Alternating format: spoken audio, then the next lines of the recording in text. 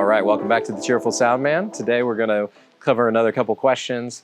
And actually this one works because my hair is blowing a little bit with the wind coming through the shop. But the next question is about, and very timely with the season, how do we deal with weather and weather-related incidents and issues? So we are based here in Florida. Gainesville, Florida, and Tallahassee, Florida is where our offices are. And we do experience quite a bit of weather issues here. Whether it's extreme heat, which we've had a bit of lately, or a lot of rain, which is also very common here, especially during the spring and summer, or whether it's high winds, whether it's hurricanes, tornadoes, that type of thing. Not as many tornadoes for us, but hurricanes or bad thunderstorms, lightning, those type of things. So those are the main things that we deal with on a regular basis. So actually, for instance, this weekend we have St. Pete Pride going out the door. They have a parade, and then it ends in a concert area by the pier there. And we set up an outdoor stage, and there's some LED wall and some other stuff out there. So the ways we typically, standard practice for us, for anything outdoors, any time of year, is we have weather kits that we send out with all our gear. So we have tarps, trash bags, sandbags, and tie line. And basically we'll send a trunk out with all those items to try to keep things dry. Because that's the first and foremost that we experience. It rains a good amount. Some days, yesterday it didn't look like it was going to rain at all, and then it rained for 3 hours.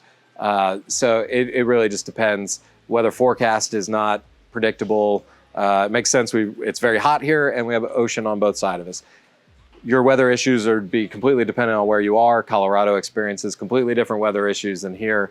If you're in Nebraska or Kansas or someplace with tornadoes, you have a whole different set of issues to deal with and be concerned with on a regular basis. We do tend to we'll get thunderstorms and things like that, but we get a little more forewarning on the big stuff. We don't get a lot of tornadoes here. So the big thing is staying aware. So I subscribe to a premium, weather.com or one of the weather apps. And I do pay the extra for the premium service that gives you the alerts and gives you a little more detail on the radar and some of those type of things. It's not a lot of money, but it's definitely worth it to be able to monitor the weather a little more closely than maybe what the free stuff will do. And then we also, for when we have mobile stages or when we hire in mobile stages, we have an anemometer that spins and, well, they don't all spin. Some of them are digital now, but they'll give you weather feedback on the wind. Because wind, when you're dealing with stages, LED walls, anything that's flown either from lifts or from a structure, we got to be conscious of the wind. So we have also what's called a high wind action plan, HWAC. I don't know. High wind action plan is going to be also helpful for some jurisdictions required for permitting of stages as well.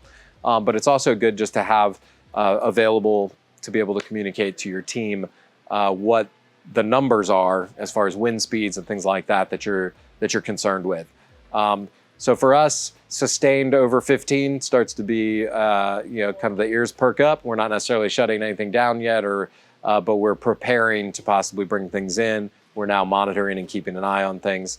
It goes up from there. Then there's a benchmark at 21 miles per hour and 25 miles per hour and so on, which involves, once you get up to those high sustained winds over 20 miles per hour, you're really looking at evacuating the stage, landing gear that's flown and strapping it down or tying it down, evacuating, turning things off, shutting down power, and informing the crowd as well.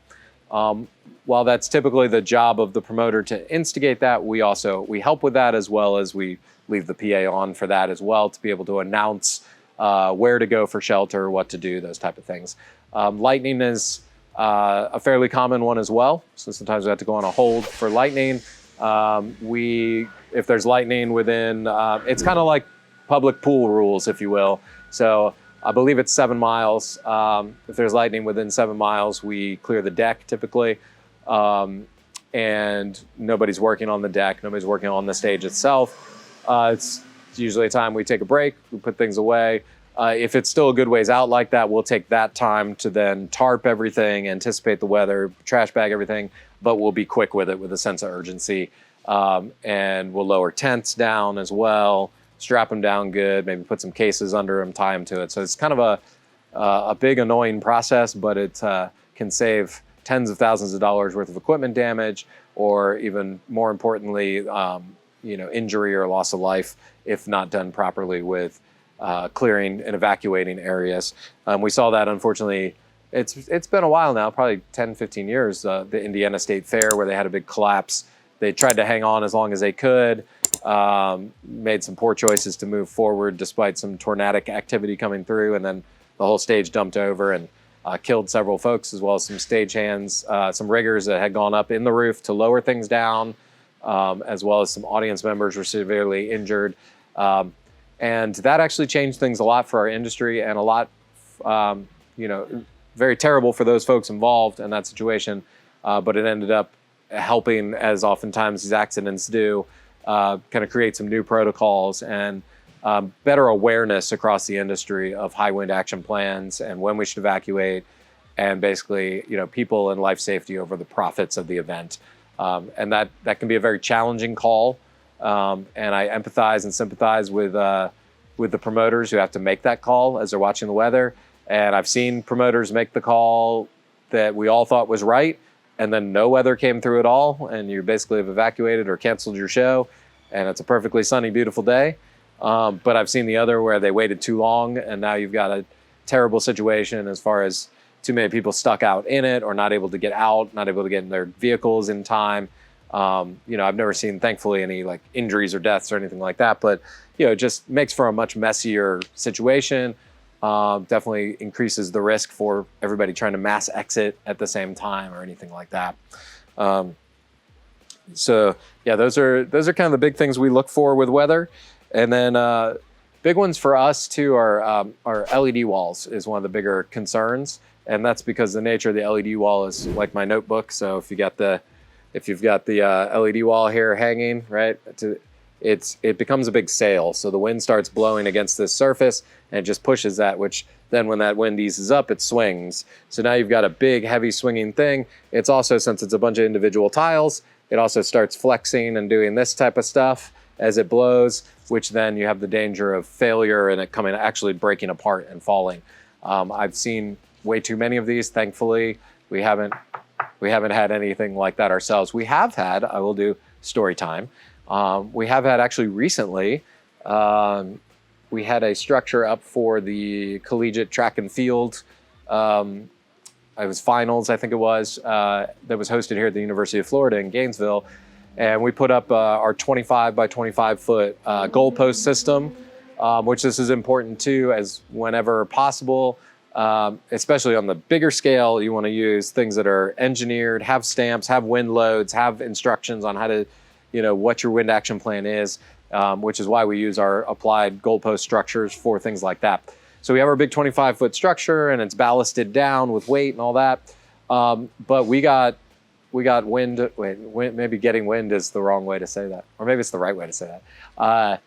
We got word that some pretty massive winds were rolling through. There was a thunderstorm, that a little tiny storm system rolling from the Atlantic across to the Gulf, and it was coming. It moved fast. Like the storm itself was moving at 20 or 30 miles per hour, just ripping right through. And we did get word shortly before it. We started to get some rain, and our tech on site, he actually had not experienced. He knew to lower the wall, but he hadn't really experienced that before. Like that extreme, that fast. And he called our ops director, who said, yes, lower the wall and then get the hell out of there. Get to safety and shelter. There's nothing you can do. Just lower it down, strap it down, secure the wall, and get out of there. And he did that as quickly as he could. Took him just a couple minutes. He lowered the wall down to its lowest height without touching the ground, strapped it to the side supports so it wouldn't go flying around all crazy. Also, when it's higher up, much like a sail, the wind is going to hit it more. When it's lower down, there's more surfaces to break that wind up. So thankfully, all that being said, he watched, I think, from a vehicle a good ways away, and he said, the wall was definitely moving, and it was definitely crazy windy. The trees were all like this. I want to say gusts got up to 35 or 40 miles per hour pretty quickly, but he was able to then safely, bring the wall down. We didn't have any damage or issues from that. I think we might have ended up with one or two panels that got some water in one of the connectors that we had to do some minor maintenance on. That was then fine. But the the big thing there was our tech knowing, hey, I got to lower the wall, which is the first and foremost thing, and then evacuate the site as well. So being able to do those things. We've also, with that same structure, again, this is why LED walls make me nervous, but with that same structure that's engineered for this purpose, we had another storm roll through. This was a year ago, May. It was during a high school graduation. So we had to, we put up on the wall all the graduates' names and baby pictures and whatever else and the whole deal. Well, towards the end of our setup, shortly before the show, crazy storm rolls through, lightning, the whole deal. The guys all, same deal, lowered it very quickly, dropped the tents down, covered all the consoles, and then went to the trucks to get out of the elements. And that one really snuck up on us because it wasn't even projected to hit us all day, and then it kind of did a little directional change. That one, we ended up, the guys were sitting in the truck, watching everything, sideways rain, the whole deal, and they actually saw a bolt of lightning hit the truss structure that they were very recently, a few minutes ago, standing right at, and actually touching and everything else to lower the stuff, which is also why we say do it quickly if you can, or get the hell out of there, because it's not worth someone getting injured or electrocuted or anything else. That ended up, it did damage a few LED panels, but overall, we got out pretty light considering we had a direct hit, which also makes sense. We were in the middle of a football field with 25-foot aluminum towers sticking up, which again is why you evacuate the area and why we take that, getting humans out of the way first, much more importantly. Insurance will cover, or worst case, we lose some equipment and we have to pay for it. If somebody gets severely injured or killed or something like that, there's no getting that person back. So, that's why first and foremost is the safety of the people on site, and whether that's patrons or techs or both. And then it's the safety of the equipment if we have the time and ability to do that. So those are the major things that we do to prepare and to deal with it. And then the last is kind of like the other things that I've discussed as far as cables and equipment breaking and things like that. One of the most important things is being proactive. So having an understanding in advance of what the weather looks like for the weekend, what you think you might encounter, because sometimes we might set up something in a completely different way, knowing that we're going to experience weather.